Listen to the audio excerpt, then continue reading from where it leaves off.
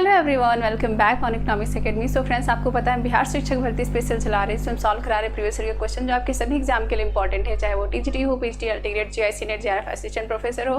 तो चलिए हम लोग स्टार्ट करते हैं सेशन। आपका बिहार पीजीटी का एग्जाम बिल्कुल पास है, आई थिंक कल या परसों में होने वाला है। तो चलिए हम लोग स्टार्ट करते हैं सेशन और तैयारी को करते हैं और ज़्यादा मजबूत। सभी लोग फर्स्ट क्वेश्चन पढ़िए और आंसर करिए। सभी लोग जल्दी जल्दी आ जाइए। Good evening Preeti, good evening Deepti, good evening Sapna ji, सभी को गुड इवनिंग। कैसे आप सभी लोग?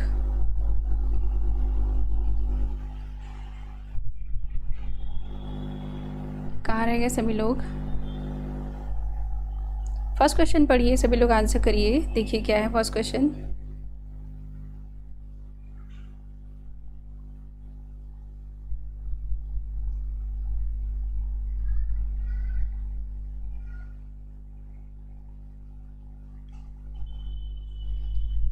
चलिए सभी लोग फर्स्ट क्वेश्चन पढ़िए। A market with the many buyer is a sign of market. बताना है, जो डैश है फिल करना है आपको वहाँ पर कि कौन सा ऐसा मार्केट है जिसमें आपको अनेक बायर्स मिलते हैं। मोनोपोली है, ओलिगोपोली है और परफेक्ट कंपटीशन है। कौन से मार्केट में आपको मेनी बायर्स देखने को मिलते हैं? सभी लोग आंसर करिए। Good evening Kashi, good evening Abhay ji, सभी को good evening. Good evening Harshi. First question पढ़िए, हम लोग आज मार्केट पढ़ेंगे। गुड इवनिंग अफसल जी।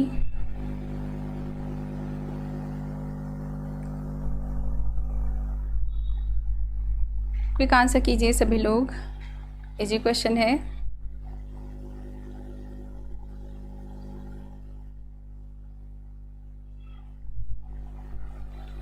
कौन सा मार्केट है जिसमें आपको मेनी बायर्स देखने को मिलते हैं? चलिए इजी क्वेश्चन है फर्स्ट क्वेश्चन। तो देखिए यहाँ पर मोनोपोली मार्केट है, यहाँ पर सिंगल सेलर है लेकिन लार्ज नंबर ऑफ बायर्स है। ठीक है, बायर्स बहुत ज़्यादा है। यहाँ पर भी परफेक्ट कंपटीशन में लार्ज नंबर बायर्स है, लार्ज नंबर सेलर्स है। और ओलिगोपोली में भी फर्में तो होती हैं 2 से 10 के बीच में, ठीक है, लेकिन यहाँ पर बायर्स जो है वो भी क्या होते हैं, अनेक होते हैं। तो क्या होगा, डी ऑप्शन जितने लोग दे रहे हैं सभी लोगों का क्या है, करेक्ट आंसर है। ठीक है, तो चलिए नेक्स्ट क्वेश्चन देखिए क्या होगा।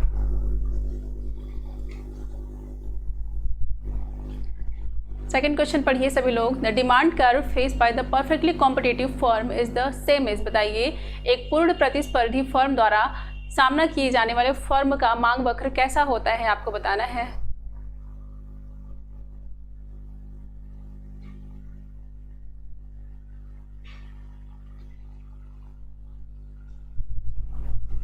बताइए, इजी क्वेश्चन अगेन है, सभी क्वेश्चन इजी ही है। आज हम लोग मार्केट्स पढ़ेंगे, फिर उसके बाद कल से हम लोग मैक्रो भी स्टार्ट करेंगे। ठीक है,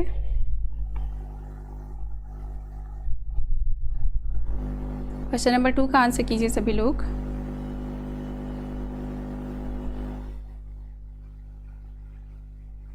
बाकी लोग कहाँ रह गए? आज नोटिफिकेशन नहीं मिला क्या?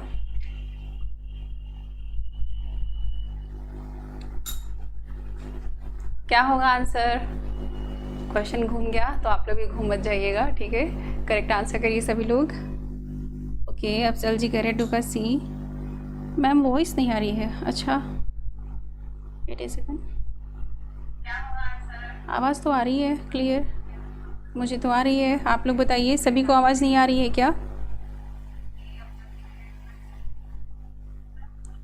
हर्ष जी कह रहे हैं आवाज़ नहीं आ रही है। बताइए आप सभी लोग, किसी को भी आवाज़ नहीं आ रही है?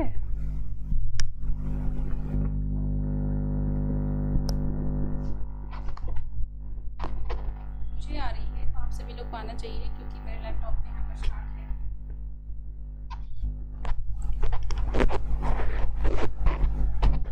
है। चलिए फिर से चेक कीजिए सभी लोग। ओके, तो 2 का आंसर आप लोग कर रहे हैं क्या? बी कर रहे हैं और क्या कर रहे हैं? सी। तो चलिए देखिए क्या होता है। आप लोग कर रहे हैं क्या? सी, एवरेज टोटल कॉस्ट। अच्छा, परफेक्ट कंपटीशन मार्केट में जो आपका डिमांड कर्व होता है, एवरेज टोटल कॉस्ट कर्व होता है। कहाँ पढ़ा आप लोगों ने? तो देखिए परफेक्ट कंपटीशन में क्या होता है कि जो फर्म होती है उसका जो डिमांड कर्व होता है, आप लोगों ने क्या पढ़ा है, जो डिमांड कर्व होता है ये होता है AR = MR। ठीक है, यही होता है ना, प्राइस इसके इक्वल टू होता है। और एवरेज कॉस्ट कर्व है ये अलग है, यहाँ पर फर्म जो है अपना ऑप्टिमम प्रोडक्शन कर रही है। तो कहाँ पर दिया हुआ है, इट्स मार्जिनल रेवेन्यू कर्व, ठीक है, एमआर कर्व होगा। ठीक है, आप लोग कंफ्यूज हो गए, एआर कर्व को बोलते हैं तो एमआर भी तो है, एमआर भी तो इसका डिमांड कर्व ही है ना। आपको पता है परफेक्ट कंपटीशन में जो फर्म्स होती है उनका एआर कर्व और एमआर कर्व दोनों क्या होता है, इक्वल होता है, एक लाइन पर ही बनता है। बताइए, किसी को कोई डाउट है?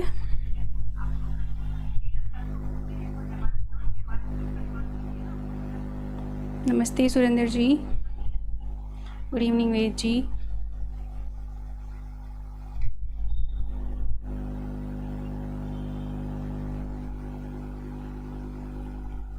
AR इज इक्वल्स MRP होता है। ठीक है, इजी क्वेश्चन है, आप ऐसे छोटे क्वेश्चंस में गलतियां नहीं करिए। ठीक है, नेक्स्ट क्वेश्चन देखिए, efficient allocation of resources is likely to be achieved under, बताना है आपको, perfect competition, oligopoly, duopoly, monopoly. क्या होगा, संसाधनों का कुशल आवंटन किस में होता है, आपको ये बताना किस मार्केट में देखने को मिलता है। क्वेश्चन नंबर 3 का आंसर करिए सभी लोग।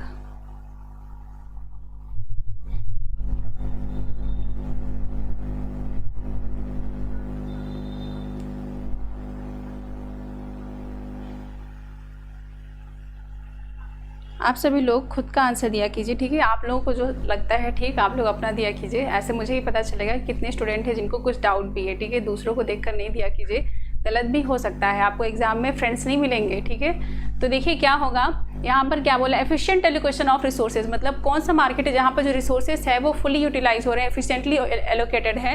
तो कौन सा मार्केट है, ये परफेक्ट कंपटीशन। ठीक है, सभी लोग जा रहे हैं बिल्कुल करेक्ट। परफेक्ट कंपटीशन में क्या होता है, एवरेज कॉस्ट कर्व जो है इसके मिनिमम पॉइंट पर क्या होता है, प्रोडक्शन होता है। यहाँ पर जो रिसोर्सेज है ये क्या है, फुली यूटिलाइज हो गए हैं। ठीक है, तो यहाँ पर क्या है, सभी मार्केट में आपको नहीं देखने को मिलता है। सभी मार्केट में क्या होता है, जितने भी इम्परफेक्ट कॉम्पिटिशन मार्केट है, मोनोपोली है, ओलिगोपोली है, मोनोपोलिस्टिक कॉम्पिटिशन है, सभी क्या करते हैं, एसी के गिरते पॉइंट पर प्रोडक्शन करते हैं। ठीक है, इस पॉइंट पर करते हैं। तो यहाँ पर क्या है, जो कॉस्ट है वो मिनिमम नहीं है। ठीक है, तो एफिशिएंट एलोकेशन तभी कहा जाता है जब रिसोर्स जो है मैक्सिमम आउटपुट दे रहे हैं और उनका क्या है, रिसोर्स का जो कॉस्ट आ रहा है, कॉस्टिंग जो आ रही है फर्मों की, वो क्या है, मिनिमम होती है। ठीक है, तो ए जो है करेक्ट ऑप्शन था। ठीक है, परफेक्ट कंपटीशन। नेक्स्ट क्वेश्चन देखिए, in the long run equilibrium a competitive firm earns, बताइए क्या होगा, दीर्घावधि में संतुलन, दीर्घावधि संतुलन में एक प्रतिस्पर्धी फर्म जो है अर्न करती है, क्या करती है बताइए।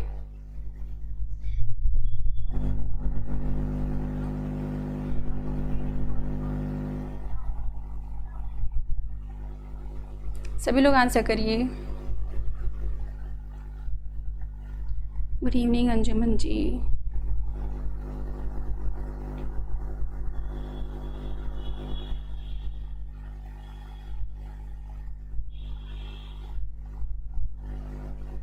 लॉन्ग रन में फर्म्स जो है कौन सा प्रॉफिट अर्न करती है, super normal profit, profit equals to the other firm normal profit. तो जी हाँ, आप सभी लोग बिल्कुल करेक्ट कर रहे हैं, फर्म्स जो है वो नॉर्मल प्रॉफिट अर्न करती है लॉन्ग रन में। ठीक है, शॉर्ट टर्म में वो सुपर नॉर्मल प्रॉफिट भी अर्न करती है, नॉर्मल लॉसेस भी बेयर करती हैं और नॉर्मल प्रॉफिट भी अर्न करती है। ठीक है, तो मैंने ग्राफ से सारी चीज़ें बताई है, अगर आप लोग को समझना है तो मैं एक बार फिर से बता देती हूँ। देखिए, शॉर्ट रन में क्या होता है, शॉर्ट रन में क्या होता है कि फर्में जो है नॉर्मल प्रॉफिट भी अर्न करती है, सुपर नॉर्मल प्रॉफिट भी अर्न करती है और क्या करती है, ये एबनॉर्मल लॉसेस भी अर्न करती है। ठीक है, एआर कर्व है आपका, ये इक्वल्स इसके हैं एमआर कर्व के।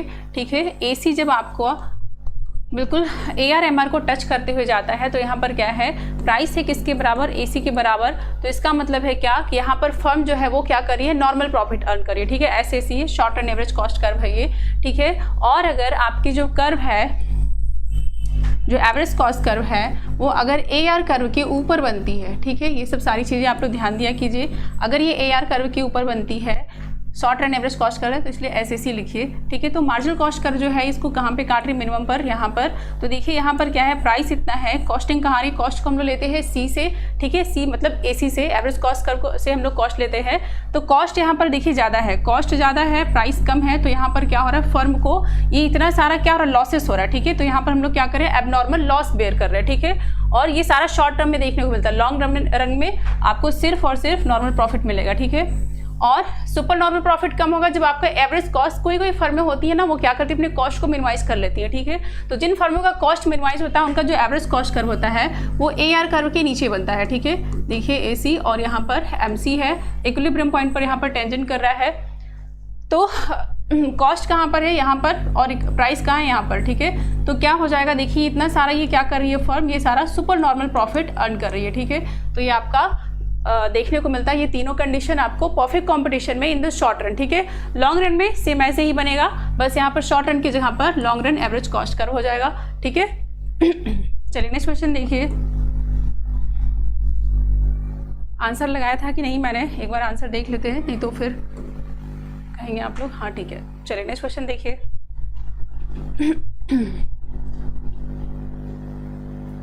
The price below which a seller refuse to sell his commodity is called, बताइए जिस कीमत के नीचे विक्रेता अपनी वस्तु को बेचने से इनकार करता है वह कौन सी कीमत है। मार्केट प्राइस है, इक्विलिब्रियम प्राइस है, रिजर्वेशन प्राइस है, क्या है बताइए।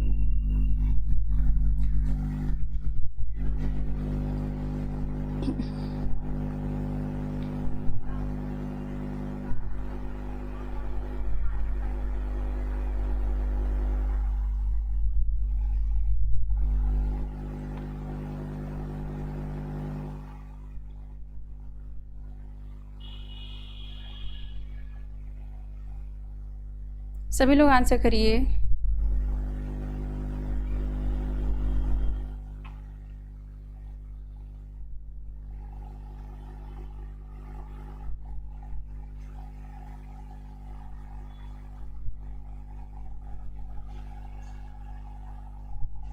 जी हाँ बिल्कुल, क्या होगा, सी होगा, जी सी होगा आंसर, ठीक है। रिजर्वेशन प्राइस वो प्राइस है जिसके नीचे एक जो प्रोड्यूसर है अपने कम्युनिटी को या गुड्स को सेल नहीं करना चाहता, अब इस प्राइस के नीचे जो सेलर है, विक्रेता है, वो क्या करेगा, अपनी वस्तुओं को बेचेगा नहीं, ठीक है। उसके लिए क्या है, लीस्ट प्राइस, इससे नीचे अगर वो बेचेगा तो उसको क्या होगा, प्रॉफिट नहीं होगा, ठीक है। और जो बायर है वो इससे ज़्यादा प्राइस देना नहीं चाहता, ठीक है। बायर कहता है कि मैं सिर्फ इतना ही प्राइस दूंगा, इससे ज़्यादा नहीं दूंगा, तो बायर के लिए क्या हो गया, हाईएस्ट प्राइस हो गया, और जो सेलर है उनके लिए क्या हो गया, बिल्कुल लोवेस्ट प्राइस हो गया, जिसके नीचे अपने। क्वेश्चन नंबर 7 का आंसर करिए सभी लोग, क्या होगा। जी हाँ, 7 का बी होगा, सी होगा, ठीक है। 7 में आपको जो बोला है मोनोपोली डेड वेट लॉस, जिसको हम लोग कंज्यूमर सरप्लस और प्रोड्यूसर सरप्लस दोनों से निकालते हैं, ठीक है। देखिए ये आपका डिमांड कर्व है और ये क्या है, आपका सप्लाई कर्व है, ये क्या है, इक्विलिब्रियम प्राइस है, ठीक है। तो कंज्यूमर सरप्लस हो गया ये वाला एरिया, ठीक है, और ये क्या हो गया, ये सारा क्या हो गया, प्रोड्यूसर सरप्लस, ठीक है। तो डेड वेट लॉस हम इन दोनों से ही निकालते हैं। अगर फर्म प्राइस बढ़ाती है तो, और या फिर प्राइस कम होती है, तो यहाँ पर ये जो एक एरिया ड्रॉ करते हैं ना, तो ये जो पॉइंट है ये दोनों क्या है, डेड वेट लॉस है, ठीक है। तो कंज्यूमर सरप्लस, प्रोड्यूसर सरप्लस दोनों की से डेड वेट लॉस आपको देखने को मिलता है। ज़्यादा डेप्थ में पढ़ना नहीं है आपको ये, तो इस पर ज़्यादा डिस्कशन नहीं करते, वरना डिस्कशन करने के लिए लंबा टॉपिक है ये, ठीक है। Price discrimination is possible if two market have, बताइए प्राइस डिस्क्रिमिनेशन कब पॉसिबल होगा।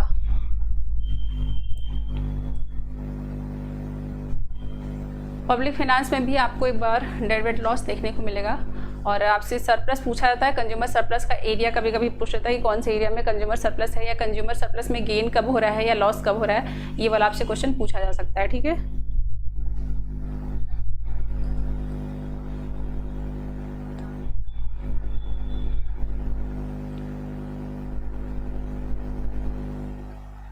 मैम एक बार फिर देखिए क्या बोल रहे हैं आप वेद जी, एफिशिएंसी में तो रेस कंपटीशन होता ही है। देखती हूँ मैं एक बार वेद जी, मुझे थोड़ा सा इसमें डाउट है, ठीक है। या तो क्वेश्चन में या फिर ऑप्शन में या फिर मेरे समझने में कुछ मिस्टेक हो रही है। बताइए क्या होगा। प्राइस डिस्क्रिमिनेशन दो मार्केट में है, कब होगा, क्या होगा इसका answer. Identical elasticity of demand है, वेरिंग इलास्टिसिटी ऑफ डिमांड, जी हाँ बिल्कुल। जो इलास्टिसिटी ऑफ डिमांड है वो डिफरेंट मार्केट में डिफरेंट होगा, तभी आपको प्राइस डिस्क्रिमिनेशन से क्या होगा, बेनिफिट देखने को मिलेगा, ठीक है। अगर सेम रहेगा सभी मार्केट में तो आपको प्राइस डिस्क्रिमिनेशन का कोई भी फायदा मोनोपोली को नहीं मिलेगा। नेक्स्ट क्वेश्चन देखिए, प्योर मोनोपोली में बी प्रेजेंटेड, बताइए क्या होगा। शुद्ध एकाधिकार मौजूद हो सकता है, increasing returns to scale, control over the supply of raw material, patent और गवर्नमेंट फ्रेंचाइजीज, बताइए जो प्योर मोनोपोली है आपको किस वजह से देखने को मिल सकता है।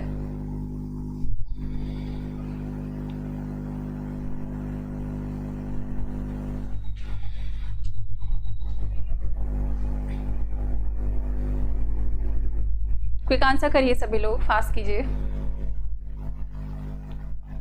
क्वेश्चन नंबर 9 का आंसर क्या होगा। प्योर मोनोपोली आपको किस केस में देखने को मिलता है।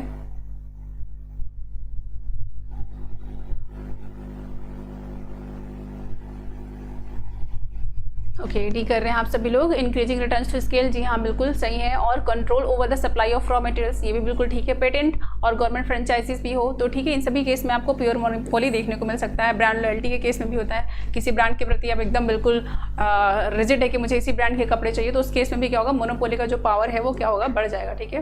Price discriminating monopolies related to, बताइए। मूल्य विभेद एकाधिकार किससे संबंधित है? जॉन रॉबिन्सन, पिगू बायन और ऑल ऑफ देम, क्या होगा?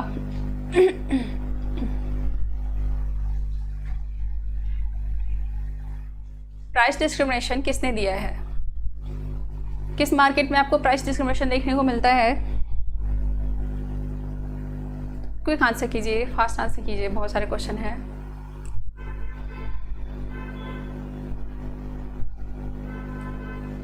जी हाँ बिल्कुल, पिगू ने दिया है। ठीक है। और नेक्स्ट क्वेश्चन देखिए सभी लोग। Price discrimination will always lead to, बताइए क्या होगा? Decreasing in output, increase in output, no change in output, increase in output followed by the decrease in output, क्या होगा?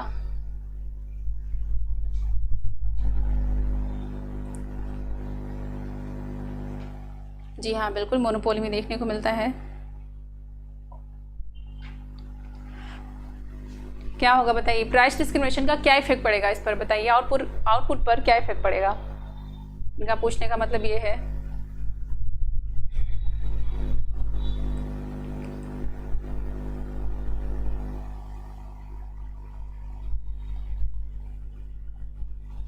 क्या होगा आंसर? क्विक आंसर करिए। प्राइस डिस्क्रिमिनेशन करने से आउटपुट पर क्या असर पड़ेगा, क्या फर्क पड़ेगा? ओके, प्रीति जी कर रही हैं डी। क्वेश्चन का आंसर पढ़ के दीजिए, ऑप्शन पढ़ के आंसर कीजिए सभी लोग।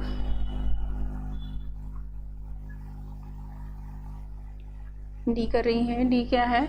Increase in output follow by the decrease in input. Okay, input नहीं, आउटपुट।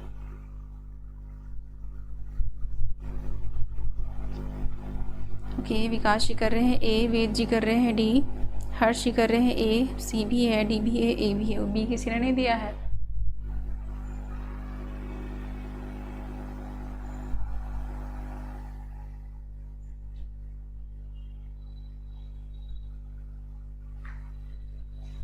तो जिन लोगों ने भी ऑप्शन सी दिया है उनका बिल्कुल करेक्ट है। क्या होगा? No change in output. ठीक है। जो मोनोपोली है वो सिर्फ प्राइस को डिस्क्रिमिनेट करती है, उनका कॉस्ट चेंज नहीं होता है। ठीक है। वो अपने आउटपुट को चेंज नहीं करती हैं। उन्होंने बल्क में कुछ आउटपुट बना दिए हैं, अब वो क्या करिए, डिफरेंट मार्केट में उसको डिफरेंट प्राइस पर बेच रही है। ठीक है। इसलिए उनके मार्जिनल कॉस्ट में कोई भी चेंज नहीं आता, आउटपुट में कोई चेंज नहीं आता, लेकिन उनकी मार्जिनल रेवेन्यू का जो है वो शिफ्ट हो जाती है। ठीक है। मार्जिनल रेवेन्यू में उनके अंदर देखने को मिलता है, क्योंकि वो डिफरेंट मार्केट में क्या करिए, डिफरेंट प्राइस पर गुड्स को सेल कर रही है। ठीक है। नेक्स्ट क्वेश्चन देखिए।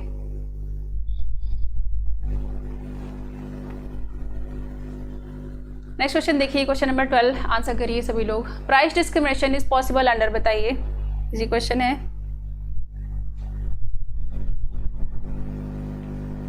सी होगा 11 का। प्राइस डिस्क्रिमिनेशन का मतलब यही होता है ना कि आपने क्या किया, अपने वस्तुओं को बनाया बहुत सारा, लेकिन उसको डिफरेंट मार्केट में डिफरेंट प्राइस पर सेल किया, तो वहाँ पर आपको रेवेन्यू तो हर मार्केट से अलग अलग कलेक्ट होगा। ठीक है। लेकिन कॉस्ट तो सेम है ना, जो बनाया एक बार में कॉस्टिंग तो सेम आई। ठीक है। आउटपुट में कोई चेंज थोड़ी हुआ, ना आउटपुट चेंज हुआ ना आपका मार्जिनल कॉस्ट चेंज हुआ। ठीक है। सिर्फ एमआर चेंज होगा। ठीक है, ध्यान रखिएगा आप लोग, ये भी पूछा जाता है क्वेश्चन। 12 का डी कर रहे हैं, मोनोपोली। जी हाँ बिल्कुल करेक्ट। नेक्स्ट क्वेश्चन देखिए। मोनोपोलिस्टिक कॉम्पिटिशन में प्राइस डिस्क्रिमिनेशन हो सकता है क्या, बताइए।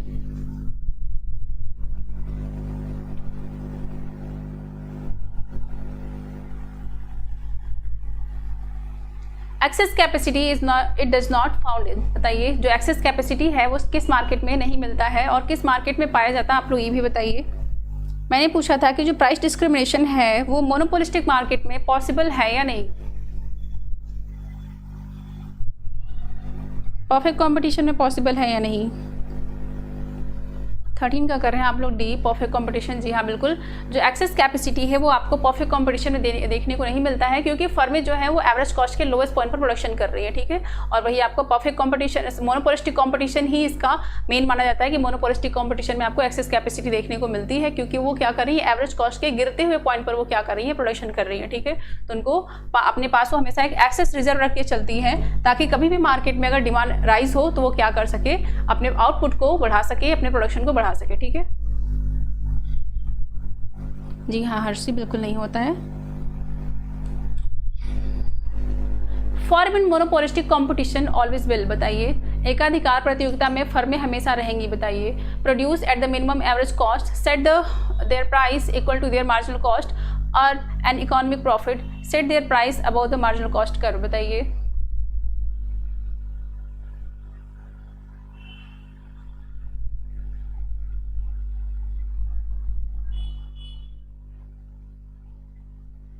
क्या होगा बताइए।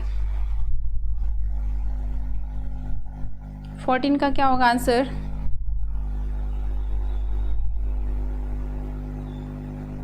सोच समझ कर आंसर करिए सभी लोग।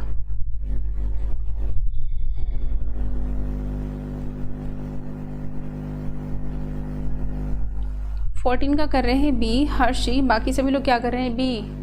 Set their price equal to their marginal cost. Graph को माइंड में रखिए आप लोग। तो 14 का आंसर क्या होगा, देखिए क्या होगा, set their price above their marginal cost होगा, ठीक है। अबव देयर मार्जिनल कॉस्ट होता है इक्वल टू एवरेज कॉस्ट के बराबर प्राइस लेते हैं ना वो लोग, या फिर एवरेज कॉस्ट के ऊपर होगा। ये आपका AC है, ठीक है ये, और यहाँ से आपका MR जा रहा है, AR कर्व है, MR कर्व है, और ये एवरेज कॉस्ट कर्व है, ये मार्जिनल कॉस्ट कर्व है, ठीक है। इक्विलिब्रियम वहाँ पर होता है जहाँ पर MC ने MR को काटा, प्राइस को लेते हैं हम लोग किससे, AR से, और कॉस्ट को किससे लेते हैं, AC से। तो दोनों एक जगह पर टेंजेंट कर रहे हैं, तो प्राइस इक्वल्स किसके है, एवरेज कॉस्ट के, ठीक है। तो आउटपुट इतना प्रोड्यूस किया जा रहा है, प्राइस इतना लिया जा रहा है। तो आप देखिए प्राइस कहाँ है, मार्जिनल कॉस्ट आपका कहाँ आ रहा है, ये कर्व कहाँ पर है, मार्जिनल कॉस्ट आपका आ रहा है यहाँ पर, MC यहाँ पर है, तो प्राइस तो MC के बहुत ऊपर है, ठीक है। तो ध्यान दीजिए अबव होता है, मार्जिनल कॉस्ट के ऊपर हमेशा प्राइस जो है चार्ज किए जाते हैं, ठीक है। या तो इक्वल टू एवरेज कॉस्ट होगा, उसके भी ऊपर हो सकता है, ठीक है। अगर आपका नहीं, प्राइस हमेशा average cost, sorry average revenue के बराबर होता है, ठीक है। मैं एवरेज कॉस्ट कब से बोल रही हूँ, एवरेज कॉस्ट के बराबर होता है, या एवरेज कॉस्ट से ज़्यादा भी हो सकता है, ठीक है, कम भी हो सकता है, ठीक है। और प्राइसेस को हम लोग लेते हैं AR से। चलिए नेक्स्ट क्वेश्चन देखिए। Chamberlain's monopolistic competitive group equilibrium model assume that all firm have similar, बताइए क्या होगा, cost and sell curve, profit and cost curves, demand and supply curve, demand and cost curve, क्या होगा।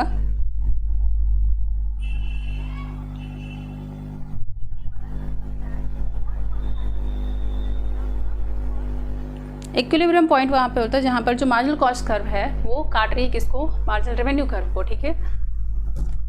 सभी market में ये simple एज्यूम्पशन है इक्विलिब्रियम का, ठीक है। क्विक आंसर कीजिए सभी लोग, बताइए। चैम्बरलिन ने जो एज्यूम्पशन लिया था मोनोपोलिस्टिक कंपटीशन के लिए, बताइए क्या है यहाँ पर।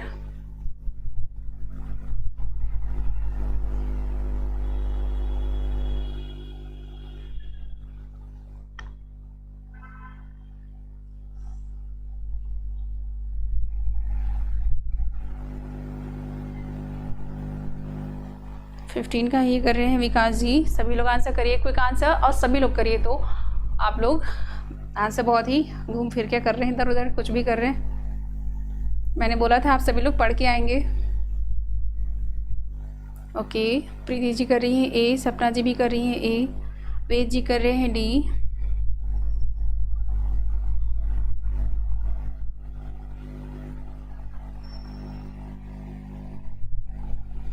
देखिए क्या होगा इसका आंसर, क्या होगा इसका आंसर होगा डिमांड एंड कॉस्ट कर्व, ठीक है। देखिए जो चैम्बरलिन थे उनकी जो बुक थी थ्योरी ऑफ मोनोपोलिस्टिक कंपटीशन 1933 में आई थी। तो वहाँ पर वो क्या बोलते हैं, जो चैम्बरलिन थे वो एक हेरोइक एजम्पशन लिए थे, इसको क्या बोलते हैं, साहसपूर्ण मान्यता, ठीक है। तो वहाँ पर वो क्या लेते हैं कि देखिए जो मोनोपोलिस्टिक कंपटीशन है वहाँ पर फर्में जो है वो डिफरेंशिएटेड प्रोडक्ट बनाती हैं। डिफरेंशिएटेड मतलब क्या है, हेट्रोजीनियस प्रोडक्ट है जिनकी अपीयरेंस तो सेम है, यूटिलिटी तो सेम है, पर उनकी अपीयरेंस क्या है, डिफरेंट है, ठीक है। तो डिफरेंशिएटेड प्रोडक्ट होने के बावजूद भी मार्केट में क्या है, वो क्या मान के चलती हैं कि उनकी जो डिमांड है और क्या है उनकी जो कॉस्ट कर्व है, डिमांड और कॉस्ट कर्व दोनों क्या है, सेम है, ठीक है।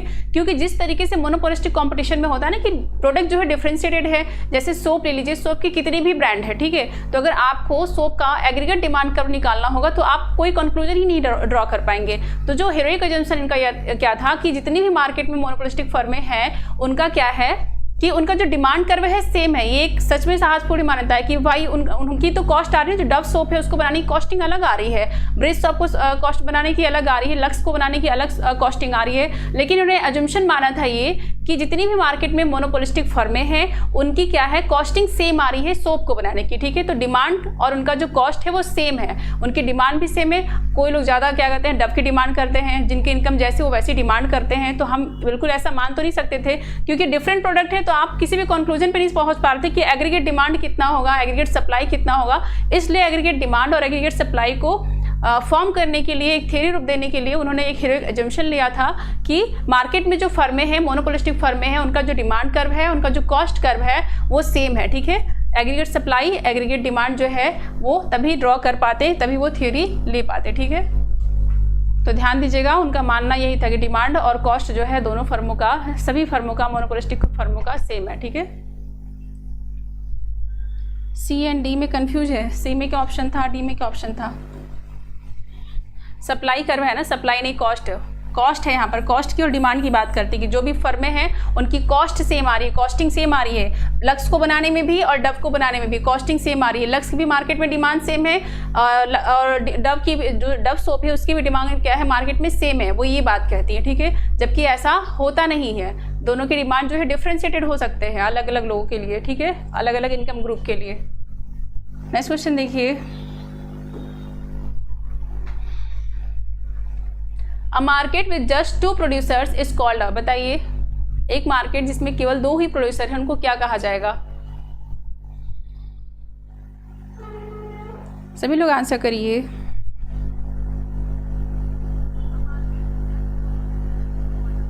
सिक्सटीन का आप लोग कर रहे हैं डी, ओके। ध्यान दीजिए सभी लोग, अ market with just 2 producer is called, ये क्या होगा, बाइलेटरल मोनोपोली होगा, ठीक है। ड्यूपोली में 2 फर्में भी होती हैं, 2 से ज़्यादा भी फर्में होती है, ठीक है, 2 से लेकर 10 तक फर्में होती है, तो उसको ड्यूपोली नहीं बाइलेटरल मोनोपोली होगा। ये सिर्फ जस्ट बोला है ना, जस्ट मतलब सिर्फ 2 फर्में ही है, और मोनोपोली जब बाइलेटरल मोनोपोली होते हैं तो वहाँ पर सिर्फ 2 ही फर्में हैं, ठीक है, ध्यान रखिए आप लोग।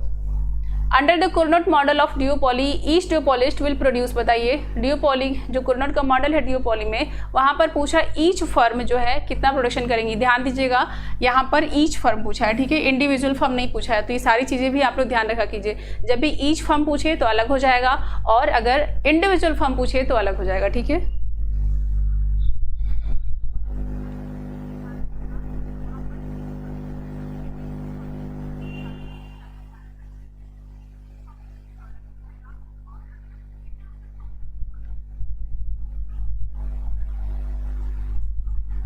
ओके 17 का क्या आंसर कर रहे हैं आप सभी लोग, डी।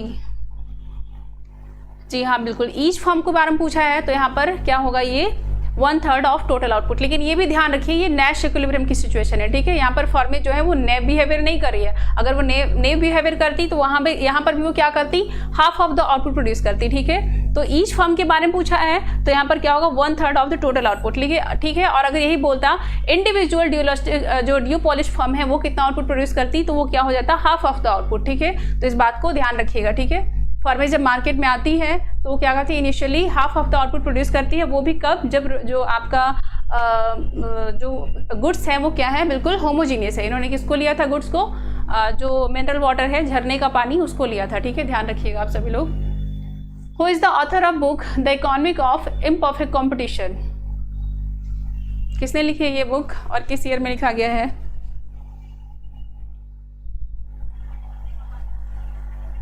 गुड इवनिंग ज्योति जी।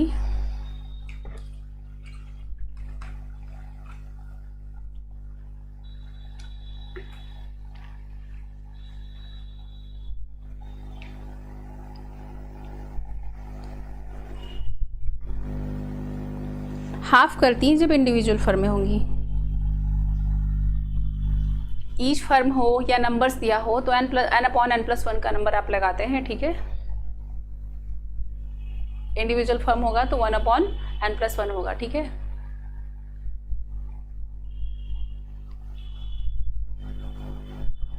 एटीन का आप लोग कर रहे हैं सी। जी हाँ बिल्कुल, जॉन रॉबिन्सन जो है इन्होंने 1933 में ये बुक लिखी थी, किसको, मोनोपोलिस्टिक कंपटीशन को डिफाइन करने के लिए, ठीक है। In the long run a monopolistically competitive form economic profit is zero because of, बताइए किस वजह से होगा। लॉन्ग रन में जो लंबे समय में एकाधिकारिक रूप से प्रतिस्पर्धी फर्म का आर्थिक लाभ है वो शून्य हो जाता है, किस वजह से होता है ये सारे क्वेश्चंस आपको एग्जाम में देखने को मिल सकते हैं, ऐसे भी आ सकता है, अदरवाइज सारे जो मार्केट्स है उनके आप एजम्पशंस जरूर याद कर लीजिएगा। Mainly perfect competition, monopolistic competition और ड्यूओपोली का भी पूछा जाता है, प्राइस डिस्क्रिमिनेशन वगैरह भी पूछा जाता है आपसे मोनोपोली का। तो ये सारी चीज़ें पढ़ लीजिएगा, बहुत ज़्यादा टफ क्वेश्चन नहीं आएंगे, ईजी ही आएंगे, तो आप पढ़ के जाइएगा, ठीक है। सारी चीज़ें एजम्पशन से ही क्वेश्चन ज़्यादा आता है।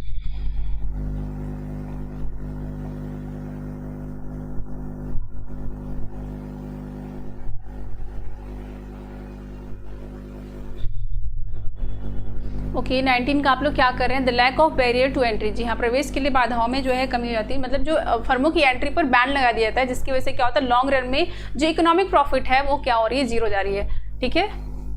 फर्में जितनी चाहे उतनी आ सकती हैं मार्केट में, जिसकी वजह से इकोनॉमिक प्रॉफिट क्या होता है, जीरो हो जाता है। What is the shape of total revenue curve in monopoly, बताइए। मोनोपोली में टोटल रेवेन्यू कर्व क्या होगा, परफेक्ट कॉम्पिटिशन में भी क्या होगा, बताइए दोनों लोग, दोनों में बताइए।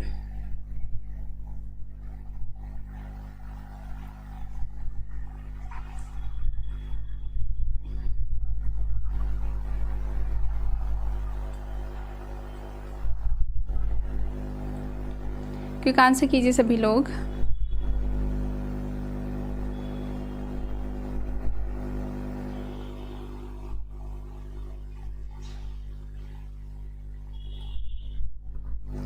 टीआर का शेप क्या होता है मोनोपोली में, बताइए सभी लोग बताइए। बहुत बार क्लास में मैंने बताया है, सारी चीज़ें डिफाइन करके भी बताया है।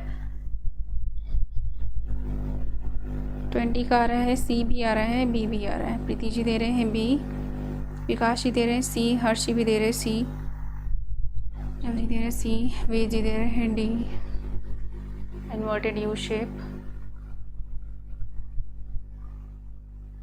वे जी कर रहे हैं डी। डी का मतलब है नन ऑफ द अबव, तो कैसा होता है वेद जी बताइए, नन ऑफ द अबव अगर आप कह रहे हैं तो कैसा होता है। ध्यान दीजिए, मोनोपोली में जो टीआर कर्व होता है वो कैसा होता है, इन्वर्टेड यू शेप होता है, ठीक है। परफेक्ट कंपटीशन में कैसा होता है, बताइए सभी लोग।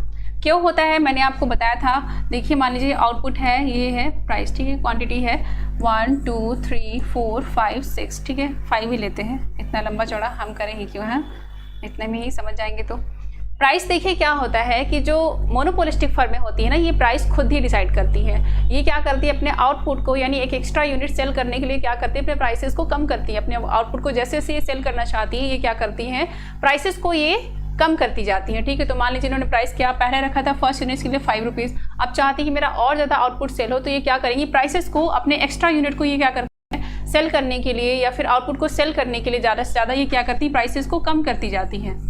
3 2 1, तो इनका देखिए टी आर क्या हो जाएगा, टी आर इक्वल्स क्या होता है, प्राइस इंटू क्वांटिटी, ठीक है। तो कर लीजिए 5 हो गया, 8 हो गया, 9 हो गया, 8 हो गया और ये क्या हो गया, 5 हो गया। तो ऐसे में अगर आप इसको ड्रॉ करेंगे तो देखिए क्या हो रहा है, पहले ये इंक्रीज हो रहा है, ठीक है, फिर इंक्रीज हुआ, फिर ये क्या हो रहा है, मैक्सिमम होकर फिर ये क्या हो रहा है, डिक्रीज हो रहा है। तो टी आर आपका इन्वर्टेड यू शेप्ड हो जाता है, ठीक है। परफेक्ट कॉम्पिटिशन में कैसा होता है, सभी लोग बताइए।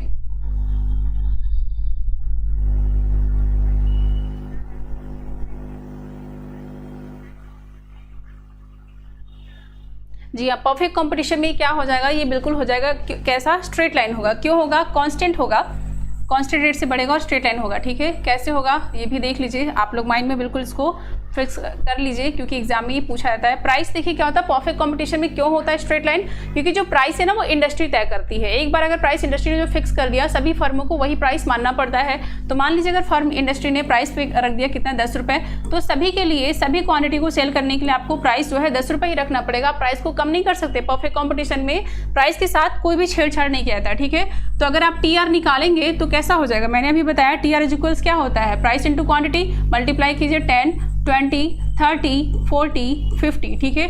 तो जितने भी आप यूनिट सेल कर रहे हैं आपका प्राइस क्या हो रहा है, इंक्रीज हो रहा है, सॉरी टोटल रेवेन्यू जो है इंक्रीज हो रहा है, लेकिन सबके बीच गैप कितने का है, 10 का, ठीक है। तो ये कांस्टेंट रेट से क्या हो रहा है, इंक्रीज हो रहा है, ठीक है। तो बिल्कुल टी आर कर्व आपका कैसा होगा, straight line, upward straight line, ठीक है। तो इसको याद कर लीजिए सभी लोग, परफेक्ट कॉम्पिटिशन में कैसा हो जाएगा, बिल्कुल स्ट्रेट लाइन, ठीक है। नेक्स्ट क्वेश्चन देखिए।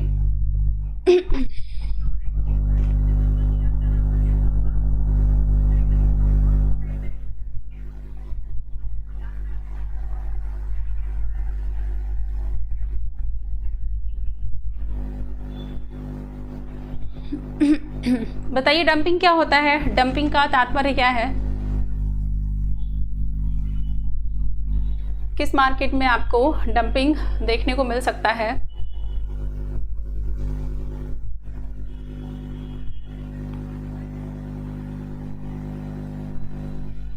ट्वेंटी 21 का आंसर कीजिए, सभी लोग आंसर कीजिए।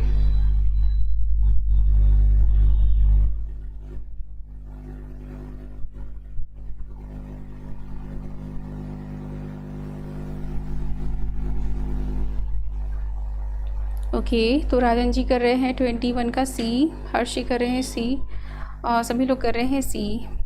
ओके, तो सी जो है क्या है, देखिए higher price in the home market, यानी डोमेस्टिक मार्केट में हायर प्राइस लिया जा रहा है, और lower price in the foreign market. जी हाँ, बिल्कुल करेक्ट है। और क्या होता है डंपिंग, देखिए एक ऐसा सिचुएशन है जिसमें क्या होती है, जो मोनोपोली फर्में है ना वो क्या करती हैं, डोमेस्टिक मार्केट में मोनोपोली मार्केट को फॉलो करती है और हायर प्राइस पर आउटपुट को सेल करती हैं। लेकिन इंटरनेशनल मार्केट में क्या करती है, वो परफेक्ट कॉम्पिटिशन में प्राइसेस को, परफेक्ट कॉम्पिटिशन को फॉलो करती है, प्राइसेस को क्या करती है, कम रखती है वहाँ पर, क्योंकि कॉम्पिटिशन ज़्यादा है, ठीक है। तो परफेक्ट मार्केट में, फॉरेन मार्केट में यानी इंटरनेशनल मार्केट में अपना स्पेस, ये ध्यान रखिएगा, ठीक है। बताइए क्या होगा, firm in monopolistic competition make product that are, बताइए क्या होगा, 22 का आंसर क्या होगा।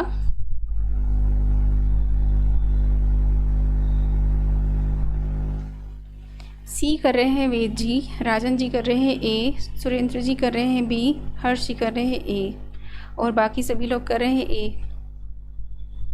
तो जिन लोगों ने आंसर किया है ए, क्या है, क्लोज सब्स्टिट्यूट। इन मोनोपोलिस्टिक कंपटीशन पूछ रहा है ना, मोनोपोलिस्टिक कंपटीशन में देखिए क्या होता है, जो क्लोज सब्स्टिट्यूट तो अवेलेबल है पर वो परफेक्ट सब्स्टिट्यूट नहीं होते, ठीक है, ध्यान रखिएगा, क्लोज सब्स्टिट्यूट होते हैं। आप लोग जितने लोग भी बी करें, परफेक्ट सब्स्टिट्यूट जो है अवेलेबल है वो किसमें, परफेक्ट कॉम्पिटिशन में, ठीक है। वहाँ पर मैंने एग्जाम्पल दिया था आपको सब्जी मंडी का, सब्जी मंडी में अगर चले जाइए तो सारे सब्जियां एक जैसे हैं, उसके इंग्रेडिएंट में भी कोई डिफरेंस नहीं है और ना ही उनकी अपीयरेंस में कोई डिफरेंट है, वो जैसे दिखते हैं उसी चीज़ से वो बने भी है, ठीक है। तो ये क्या है, ये बिल्कुल क्लोज सब्स्टिट्यूट नहीं, ये परफेक्टली सब्स्टिट्यूट है, ठीक है। इसीलिए वहाँ पर क्या होता है, डिमांड कर परफेक्टली इन इलास्टिक है, प्राइस अगर थोड़ा भी बढ़ा तो आप उसकी डिमांड को जीरो कर दोगे, ठीक है। तो ध्यान रखिएगा, ये जो एग्जाम्पल एजम्पशन है ये परफेक्ट कॉम्पिटिशन का है।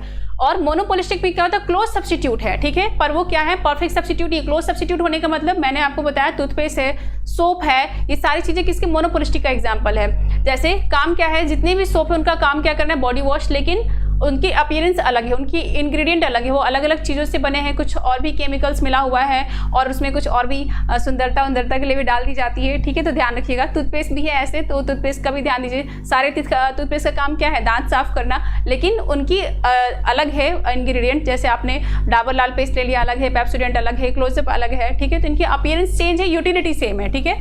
तो ए इसका आंसर करेक्ट है। नेक्स्ट क्वेश्चन बताइए।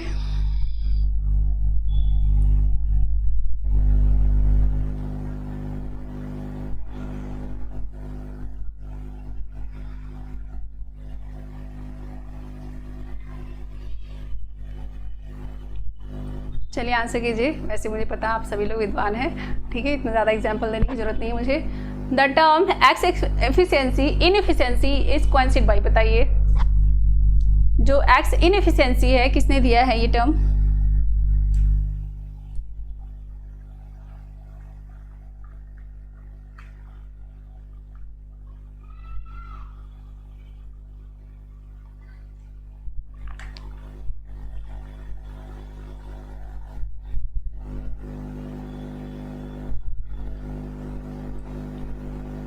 23 का कर रहे हैं आप लोग बी, सी भी कर रहे हैं, सपना जी सी कर रही है, राजन जी सी कर रहे हैं।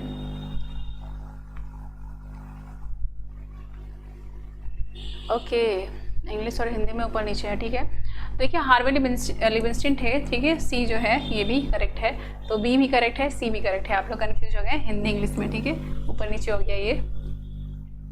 The concept of pure monopoly was first given by, बताइए जो प्योर मोनोपोली है सबसे पहले किसने दिया है इसे? रॉबिन्सन, स्ट्रिगलर और पढ़ लीजिए सराफा चैम्बरलिन।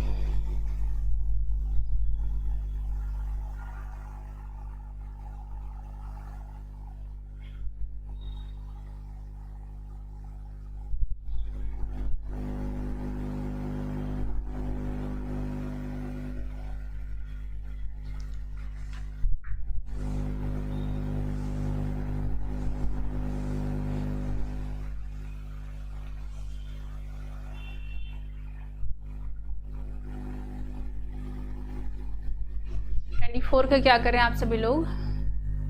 प्योर मोनोपोली का कॉन्सेप्ट पूछा है, स्टिगलर ने दिया है, ठीक है। चलिए नेक्स्ट क्वेश्चन देखिए। A natural monopoly is a special type of monopoly that arise, बताइए।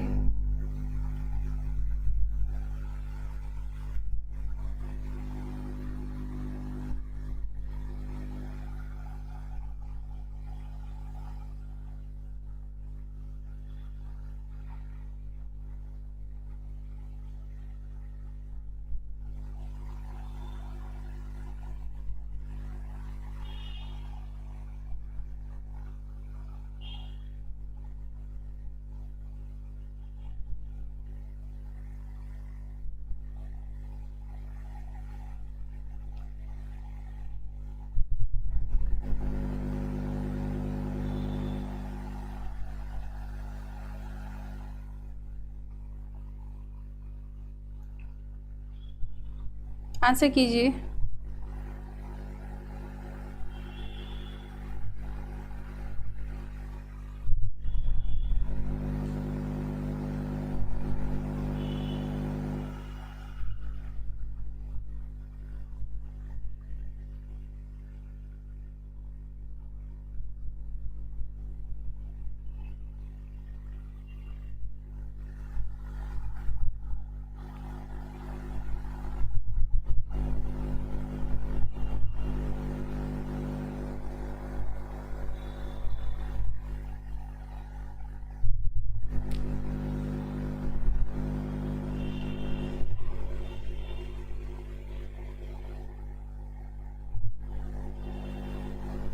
ओके 25 का आप लोग कर रहे हैं क्या? B economies of scale. जी हाँ बिल्कुल, जो नेचुरल मोनोपोली है वो किसकी वजह से देखने को मिलता है?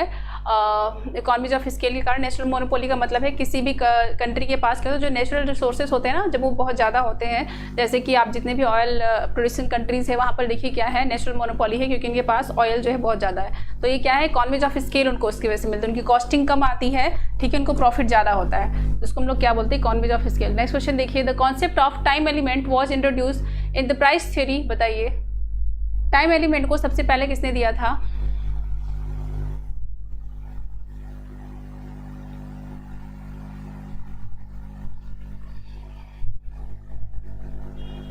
ट्वेंटी 25 का आंसर कर रहे हैं आप सभी लोग बी। जी हाँ बिल्कुल, मार्शल थे जिन्होंने टाइम एलिमेंट को सबसे पहले दिया था। नेक्स्ट क्वेश्चन देखिए। Which of the following is a feature of monopoly, निम्नलिखित में से कौन सा है जो मोनोपोली की विशेषता है? Monopoly have no barrier to entry, monopolies produce a product with very close substitute, monopoly is the only supplier of the product, a monopoly faces a perfectly elastic demand curve for its product, बताइए क्या होगा?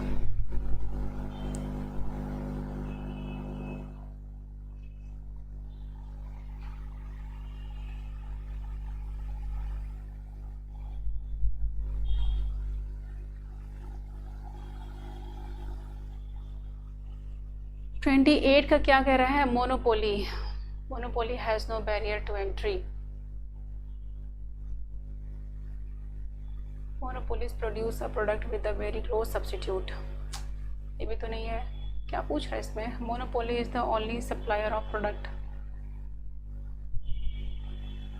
Monopoly faces a perfectly elastic demand curve for its product, क्या answer होगा इसका? 27 का क्या करें आप सभी लोग?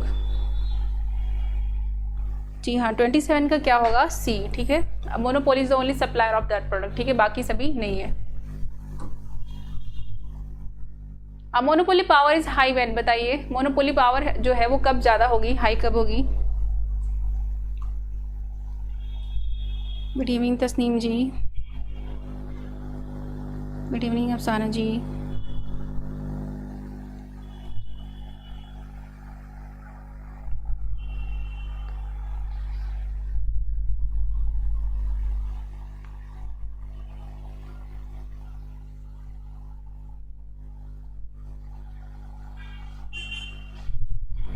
मैम फीवर है, बाद में देखूंगी। ओके अफसाना जी, टेक रेस्ट।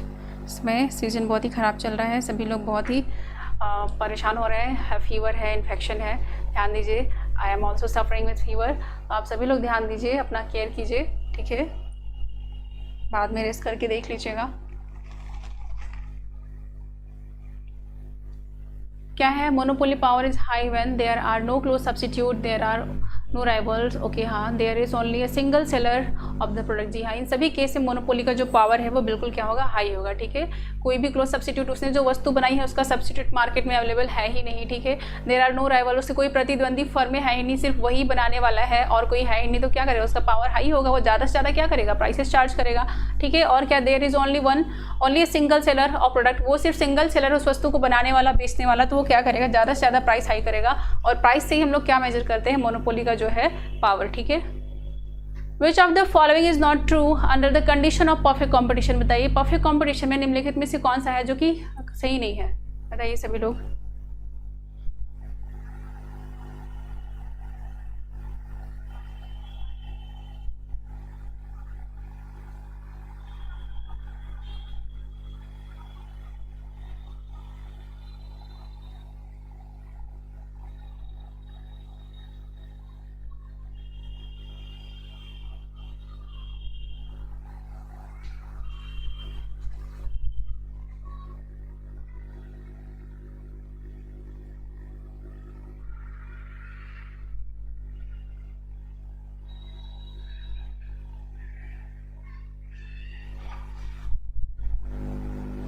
ट्वेंटी 29 का आप लोग कर रहे हैं डी। जी हाँ, बिल्कुल। मोनोपोली में देखिए लार्ज नंबर ऑफ बायर्स है, लार्ज नंबर सेलर है, बिल्कुल करेक्ट है ये।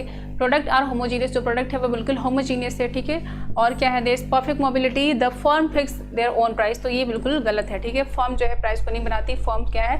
प्राइस टेकर है, और इंडस्ट्री जो है वो प्राइस मेकर है। ठीक है, इंडस्ट्री ने जो प्राइस फिक्स किया है, फर्मों को वही प्राइस मानना पड़ता है। Under the perfect competition the demand curve for industries, बताइए परफेक्ट कॉम्पिटिशन में जो डिमांड कर्व होता है वो कैसा होता है?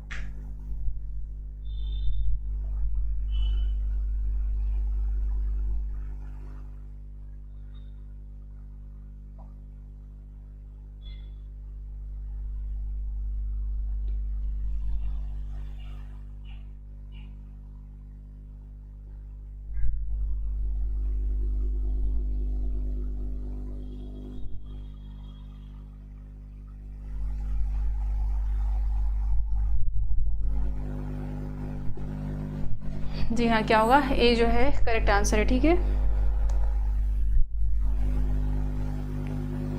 परफेक्टली इलास्टिक होता है इन्फिनिटी। ठीक है, नेक्स्ट क्वेश्चन देखिए। An example of market which approaches fairly near to the perfect competition is, बताइए ऐसे बाजार का उदाहरण जो पूर्ण प्रतिस्पर्धी के लिए कि काफ़ी निकट है। बताइए, वैसे तो परफेक्ट कंपटीशन मार्केट का एग्जांपल देना बहुत ही टफ है, लेकिन एग्जिस्ट ही नहीं करता एग्जैक्टली जो जितने भी एजम्पशंस लिए गए हैं। फिर भी आपको इसमें से बताना है कौन कौन से है, बताइए।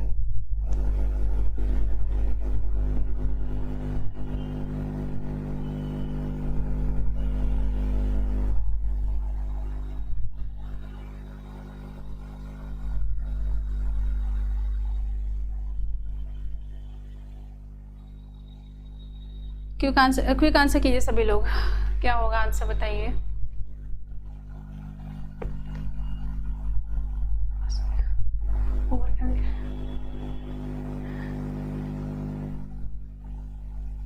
ठीक है, 10 more क्वेश्चन।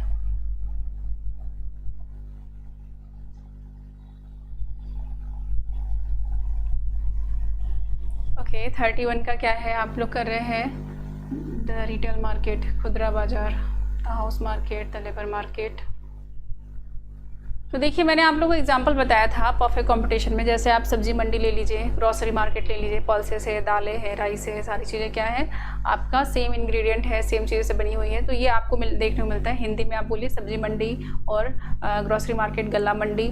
स्टॉक मार्केट हो गया, फॉरेन एक्सचेंज मार्केट हो गया। तो ये सब सारी चीज़ें किसके एग्जाम्पल में आती हैं? परफेक्ट कॉम्पिटिशन के एग्जाम्पल में, ठीक है। तो the foreign exchange market, D जो है करेक्ट होगा, ठीक है।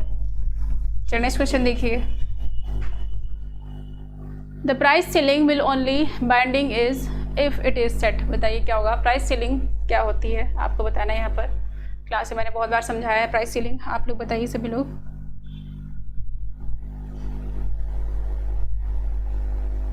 Thank you Vikas ji.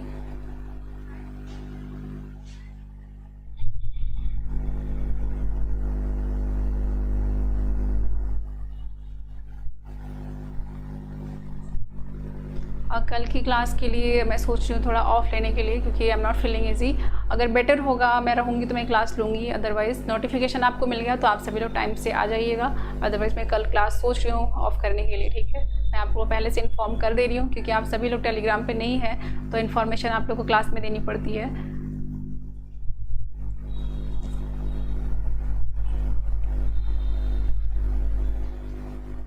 Thirty two का आप सभी लोग क्या कर रहे हैं? ए क्या है? Equal to the equilibrium price. Price ceiling की बात कर रही है, अबाउट द इक्विलिब्रियम प्राइस। तो ये क्या होता है? बिलो द इक्विलिब्रियम प्राइस, ठीक है। ध्यान रखिए आप सभी लोग, मैं एक बार बता देती हूँ आप लोग को फिर से, आप लोग उसको बार बार गलत करते हैं। प्राइस सीलिंग देखिए वो होती है जब प्राइस जो है डिमांड और सप्लाई की बेसिस पे तय की जाती है, ठीक है। डिमांड है और ये सप्लाई है, ये इक्विलिब्रियम प्राइस जो है इसको हम लोग बोलते हैं ये है क्या? डिमांड और सप्लाई, ठीक है। डिमांड और सप्लाई की बेसिस पे प्राइस तय की गई है, ठीक है। प्राइस सीलिंग आपको सुनने में लगता है कि ये ऊपर होगा, इसके टॉप पर होगा, लेकिन ये होता हमेशा किसकी बेस? नीचे है, ठीक है। इक्विलिब्रियम प्राइस की हमेशा नीचे तय की जाती है। इसको तय कौन करता है? गवर्नमेंट करती है। और ये ज़्यादातर किससे? जो प्रोडक्ट नेसेसरी है लाइफ के लिए, जैसे कि दालें हो गई, मिल्क वगैरह हो गए, सब चीज़ें क्या है? सस्ते दामों पर बेची जाती है, ठीक है। तो आप अगर गवर्नमेंट इसका प्राइस फिक्स नहीं करेगी तो क्या होगा? ये बहुत ही हाई प्राइस पे बेचे जाएंगे, तो जो पुअर इनकम ग्रुप है वो इसको कंज्यूम नहीं कर पाएंगे, तो मालन्यूट्रिशन की प्रॉब्लम होती है, ठीक है। तो ये सब सारी चीज़ों को ध्यान रखिए। गवर्नमेंट क्या करती है? इसको इक्विलिब्रियम प्राइस से नीचे रखती है। देखिए क्या होता है ना, मैंने आपको बताया था कि डिमांड और सप्लाई की बेसिस पे प्राइस जब तय किए जाते हैं तो अक्सर क्या होता है? वो हाई होता है। जो लोअर इनकम ग्रुप होते हैं वो उसको पे नहीं कर पाते, ठीक है। इसलिए इसको हमेशा इक्विलिब्रियम प्राइस से नीचे रखा जाता है। सुनने में आपको टॉप सीलिंग लग रहा है, तो ये सीलिंग ऊपर होना चाहिए, लेकिन ये होता है इक्विलिब्रियम प्राइस के नीचे है। और प्राइस फ्लोरिंग की बात की जाए तो ये हमेशा होता है इक्विलिब्रियम प्राइस के ऊपर, ठीक है। तो ध्यान रखिएगा, अच्छे से सुनिए। प्राइस सीलिंग है, प्राइस फ्लोरिंग है, होता है हमेशा इक्विलिब्रियम प्राइस से ऊपर, ठीक है। क्योंकि ये प्राइस जो है गवर्नमेंट तय करती है, ताकि जो प्रोड्यूसर्स हैं वो अपनी मनमानी तरीके से प्राइस को चार्ज ना कर सके, ठीक है। और इससे ज़्यादा आपको डेफिनेशन चाहिए तो मैंने क्लासेस में बहुत सारी बार बताई है सब सारी चीज़ें एक्सप्लेन करके, तो आप लोग प्रीवियस क्लासेस देखा कीजिए, ठीक है। Supply of a commodity is, बताइए क्या होती है? स्टॉक कॉन्सेप्ट है, फ्लो कॉन्सेप्ट है, both stock and flow concept, none of the above.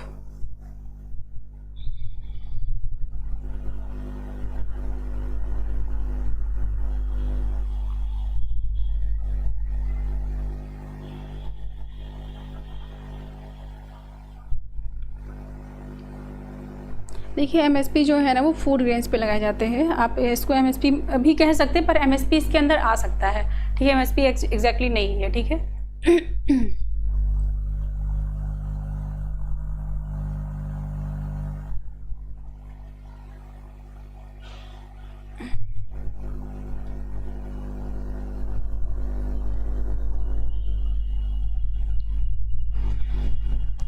क्या है सप्लाई? क्या बता रहे हैं? कॉन्सेप्ट कौन सा है? सप्लाई।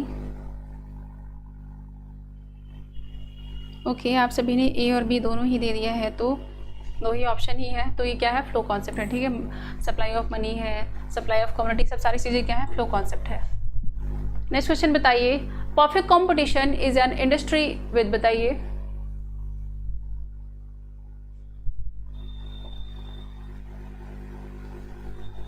परफेक्ट कंपटीशन जो है कैसा इंडस्ट्री है आपको बताना है।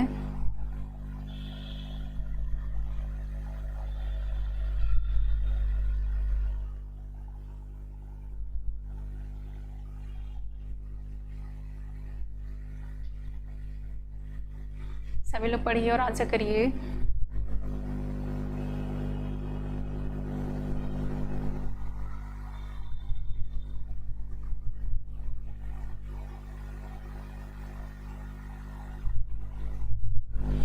33 का कर रहे हैं, बी भी हो रहा है, ए भी है, डी भी है। ओके, तो सभी लोगों का नज़र अभी डी पर जा रहा है। ठीक है, चलिए, तो क्या बोल रहे हैं, परफेक्ट कंपटीशन कैसा मार्केट है, वहाँ पर इंडस्ट्री कैसी है। A few firm producing identical goods, मतलब कुछ कंपनियां जो समान वस्तुओं का उत्पादन करती है। Many firm producing goods that different somewhat, ठीक है, तो डिफरेंट तो नहीं बनाती, जो गुड्स बनाती है वो होमोजीनियस होते हैं। A few firm producing goods that differ from somewhat is in quality, ठीक है, कुछ ऐसी कंपनियां जो समान उत्पादन करती हैं जो गुणवत्ता से कुछ भी नहीं, तो ऐसा भी नहीं है। डिफरेंशिएटेड तो बिल्कुल भी नहीं है, यहाँ पर जो गुड्स है वो होमोजीनियस है, ठीक है, तो ध्यान रखिएगा। Many firm producing identical goods, ठीक है, मेनी फर्म है, बहुत सारी फर्में हैं, ये क्या बना रही है, ये सिमिलर प्रोडक्ट बना रही है, आइडेंटिकल प्रोडक्ट बना रही है, होमोजीनियस बना रही है। आप चाहे तीनों बात कह सकते हैं, जितनी भी फर्में हैं मार्केट में वो सिमिलर प्रोडक्ट बना रही है, ठीक है, तो ऑप्शन डी जो होगा करेक्ट आंसर होगा। ठीक है, नेक्स्ट क्वेश्चन देखिए।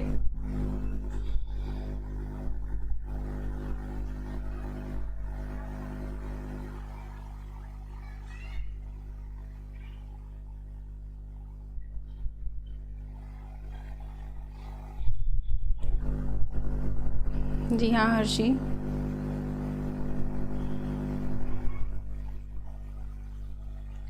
क्वेश्चन नंबर 35 का आंसर करिए। In perfect competition the elasticity of demand of product of a single firm is, बताइए।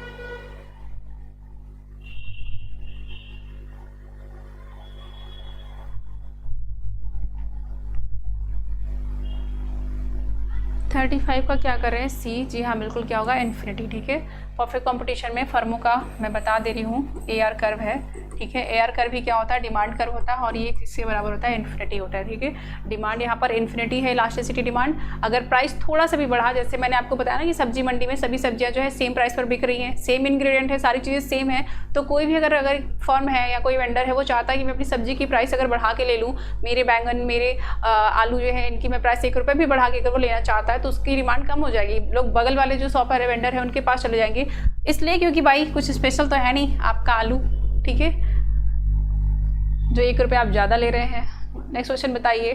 The concept of representative form is associated with, बताइए।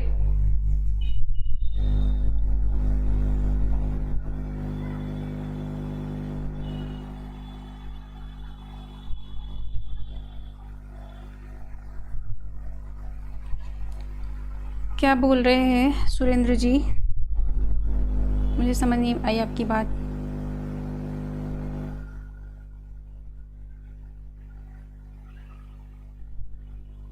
थर्टी थ्री क्वेश्चन में क्या है देख लीजिएगा, मैंने आंसर कर दिया है। फिर से एक बार क्वेश्चन आप टाइप कीजिए, आप कहना क्या चाहते हैं। जी हाँ बिल्कुल, मार्शल जो है करेक्ट है। ठीक है, रिप्रेजेंटेटिव फॉर्म की बात मार्शल ने की थी। नेक्स्ट क्वेश्चन बताइए। The Lerner index of monopoly power is equals to, बताइए। जो लर्नर ने मोनोपोली पावर को मेजर करने के लिए इंडेक्स दिया था, क्या है वो।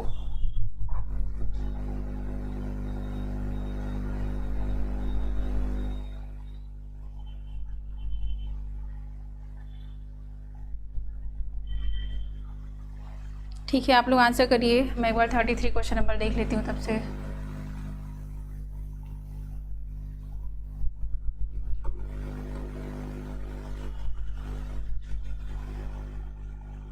फ्लो कॉन्सेप्ट है, बताया तो मैंने आपको।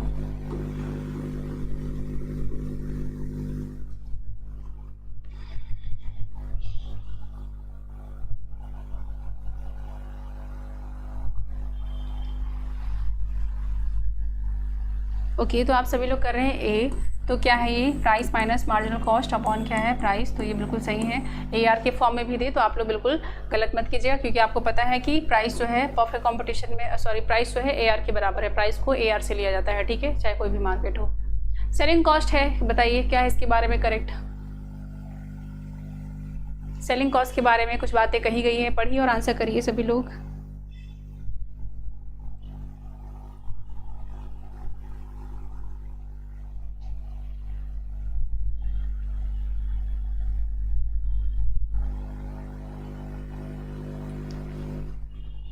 A part of fixed cost less than the above advertisement cost include advertisement cost decrease as production increase, बताइए क्या होगा आंसर। 38 का आंसर करिए सभी लोग, साइड हो जाती हूँ मैं।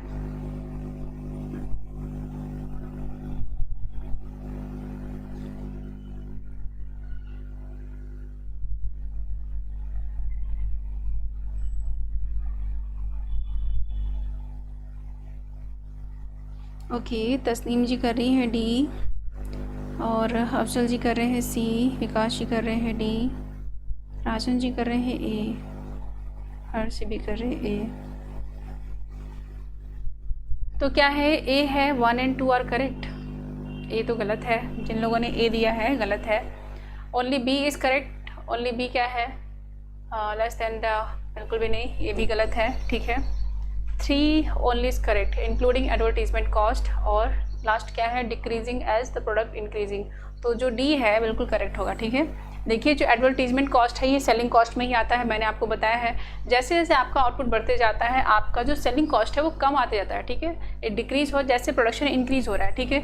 अगर आपकी सेलिंग कॉस्ट कम नहीं आएगी तो आप क्या करेंगे, आप सेलिंग कॉस्ट लगाएंगे, नहीं लगाएंगे ना। प्रोडक्शन बढ़ेगा तो आप सेलिंग, आपकी कॉस्ट कम आएगी तभी तो आप ज़्यादा से ज़्यादा सेलिंग कॉस्ट अपना लगाएंगे, तभी तो ज़्यादा से ज़्यादा एडवर्टीजमेंट करेंगे, ठीक है। अगर आपको उसमें भी इंक्रीज ही होता रहता अगर सेलिंग कॉस्ट, तो आप लगाते ही क्यों नहीं लगाते, कम करते, ठीक है।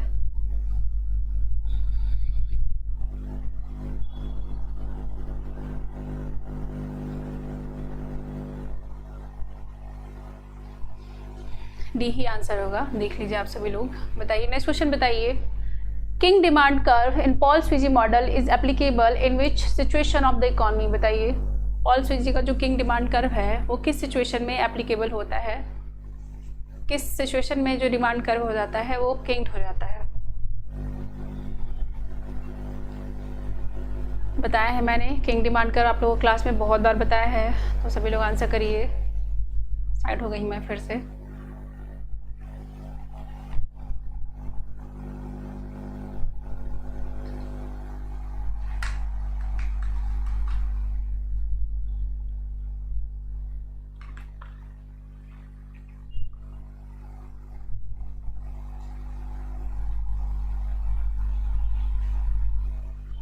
ओके 39 का आप लोग कर रहे हैं बी, सभी लोग कर रहे हैं बी। हर्ष जी कर रहे हैं, सुरेंद्र जी कर रहे हैं, वेद जी कर रहे हैं डी, राजन जी कर रहे हैं डी। ओके तो आप सभी लोग, जितने लोग डी कर रहे हैं डिप्रेशन, जी हाँ बिल्कुल डिप्रेशन में ये एप्लीकेबल है। किंग डिमांड कर्व मैंने बताया था आपको, जो पॉल-स्विजी ने किंग डिमांड कर्व दिया है जो बिल्कुल ऐसे है, ठीक है। तो ये कैसा डिमांड कर्व है, ये किंग्ड है। ये किस सिचुएशन में आपको देखने को मिलती है, डिप्रेशन, मंदी की स्थिति में है। यहाँ पर फर्में जो है, एक फर्म अगर अपनी प्राइस बढ़ा रही है तो दूसरी फर्म जो है वो अपनी प्राइस को कांस्टेंट रखती है, इंक्रीज नहीं करती, क्योंकि डिप्रेशन की सिचुएशन है, डिमांड वैसे ही कम है। अगर मैं सोच रहा कोई फर्में आती, वो सोचती भाई मैं थोड़ा प्रॉफिट कमाने के लिए मैं प्राइसेस बढ़ा देता हूँ, तो क्या होगा इस सिचुएशन में उसके साथ कि प्राइसेस उसने बढ़ा दिया, उसकी डिमांड क्या होगी, कम हो जाएगी। क्यों कम हो जाएगी, क्योंकि उसने प्राइस बढ़ाने से जो उसके कस्टमर थे वो भी क्या करेंगे, उन फर्मों के पास चले जाएंगे जिन्होंने प्राइस कांस्टेंट रखा है, ठीक है। तो मंदी की स्थिति में डिमांड कम है, प्राइस बढ़ाना कोई भी यहाँ पर अच्छा डिसीजन नहीं माना जाता, ठीक है। और यही अगर मैंने क्या बोला था, डिप्रेशन की सिचुएशन में ऐसा होगा। और मैंने आपको बोला था क्या कि अगर इकोनॉमी में डिमांड जो है राइज हो रहा है, राइज होने का मतलब इकोनॉमी जो है वो मंदी की सिचुएशन से बाहर आ रही है, रिकवरी कर रही है। इकोनॉमी में थोड़ा डिमांड बढ़ने का मतलब यही हो गया, या तो इन्फ्लेशन की सिचुएशन तो नहीं ले सकते, इकोनॉमी में रिकवरी है, इन्फ्लेशन बूम की सिचुएशन आ रही है, समृद्धि देखी जा सकती है आगे, तो ऐसे में क्या होगा, डिमांड राइज हो रहा है। तो उस सिचुएशन में क्या होगा, जो आपका डिमांड कर्व है, मैंने बोला था कि डिमांड जो है राइज हो रहे हैं और फ्यूचर में भी राइज होने का एक्सपेक्टेशन है, तो वैसे में किंग डिमांड कर्व क्या होता है, वो इन्वर्स हो जाता है, ठीक है। ये जो किंग डिमांड कर्व होता है वो ऐसे बन जाता है, ठीक है। यहाँ पर ये जो डिमांड कर्व है वो कैसा हो जाएगा, लेस इलास्टिक हो जाएगा, और यहाँ पर इलास्टिसिटी ऑफ डिमांड क्या है, मोर इलास्टिक है, ठीक है। तो ध्यान दीजिएगा, आप लोगों से ये सिचुएशन नहीं पूछा जाएगा तो आप सब लोग इसको भूल जाइए, ठीक है। फिलहाल तो आप लोग इसको ध्यान में मत रखिए, किसी पीजीटी एग्जाम में अभी तक पूछा नहीं गया है। पीजीटी एग्जाम में सिर्फ यही आएगा कि पॉल-स्विजी का जो डिमांड कर्व है वो किंग्ड होता है, या और ये पूछा जाएगा कि किस सिचुएशन में किंग डिमांड कर्व होता है ये, ठीक है, यही 2 कंडीशन पूछे जा सकते हैं आपसे। ठीक है, बस इसके ऊपर ही सारे कंडीशन पूछे जा सकते हैं। प्राइस बढ़ेगा, ये होता किस वजह से, ये प्राइस रिजिडिटी की वजह से होता है। ठीक है, एक फर्म जो है प्राइस बढ़ा रही है तो दूसरी फर्म जो है प्राइस को नहीं बढ़ा रही है। अगर ये फर्म सोचे भी ना कि मैं प्राइस कम कर लूँ, तो दूसरी फर्म में क्या करेंगी, वो तुरंत क्या करेंगी, अपनी प्राइस कम कर देंगी, क्योंकि डिमांड तो हो नहीं रहा है। अगर एक फर्म में प्राइस कम किया तो सारी फर्म में प्राइस क्या कर देंगी, कम कर देंगे। ठीक है, तो इसको बोलते हैं प्राइस रिजिडिटी है। ठीक है, इसलिए फर्में क्या करती है, प्राइस के साथ छेड़छाड़ नहीं करती हैं, क्योंकि कम करने से भी घाटा है और अगर मैंने बढ़ाया तो भी मेरा घाटा है। ठीक है, तो अल्टीमेटली प्राइस के साथ कोई भी यहाँ पे छेड़छाड़ नहीं किया था। डिप्रेशन की सिचुएशन में एप्लीकेबल है और दिया किसने है, पॉल स्वीजी ने दिया है। ठीक है, ध्यान रखिएगा आप सभी लोग, लिख लीजिए प्राइस रिजिडिटी की वजह से होता है। ठीक है, प्राइस रिजिडिटी। नेक्स्ट क्वेश्चन देखिए सभी लोग।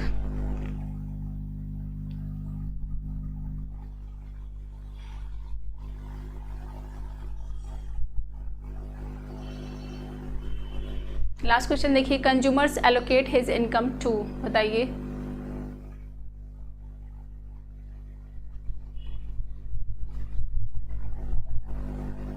इजी क्वेश्चन, लास्ट क्वेश्चन है।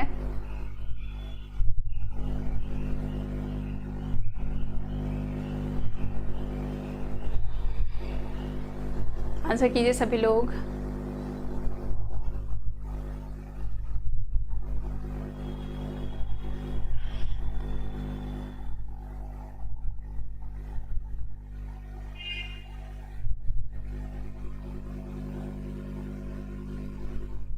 कंज्यूमर अपनी इनकम को कैसे एलोकेट करता है। 40 का सी, वेद जी दे रहे हैं, विकास जी दे रहे हैं, प्रीति जी भी दे रही है, तस्नीम जी दे रही है ए, ओके,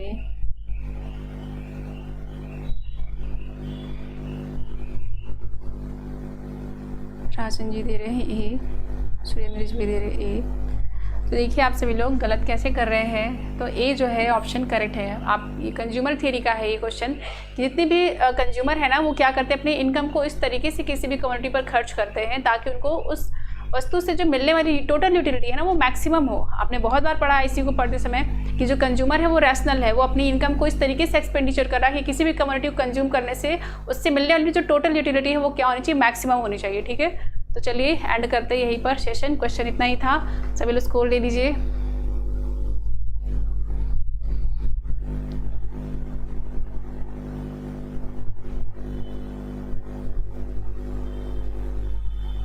ओके विकास जी, रेस्ट कीजिए आप सभी लोग। इन्फेक्शन है, वेदर ख़राब है, सभी की तबीयत ख़राब हो रही है, मैं भी इन्फेक्टेड हूँ, मेरी फैमिली में सभी इन्फेक्टेड है। इसमें परेशानी हर किसी से, बाहर जो लोग जाते आते हैं उनको ज़्यादा ही, बच्चे तो स्कूल से इन्फेक्टेड होकर आ जा रहे हैं। तो आप सभी लोग अपना ध्यान रखिए, साफ़ सफाई का बहुत ही ख्याल रखिए। ठीक है, दवा वगैरह ले लीजिए, डॉक्टर्स को दिखा लीजिए। चलिए सभी लोग स्कोर लीजिए अपना।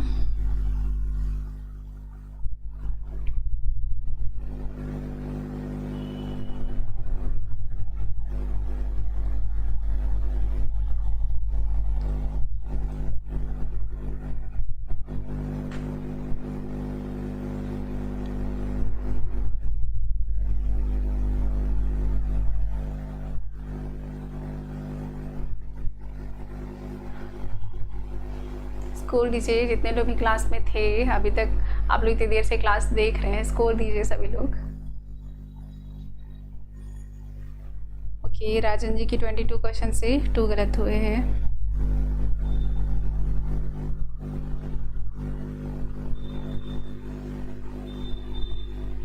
ओके, तो चलिए 35/40 है किसका, अफजल जी का। अच्छे स्कोर है, पढ़ाई करते रहिए सभी लोग, तैयारी अच्छी करिए। चलिए मिलते हैं नेक्स्ट क्लास में। Till then thank you, bye bye, take care. Video को लाइक शेयर कीजिए, चैनल को सब्सक्राइब जरूर कीजिए। Okay, bye bye.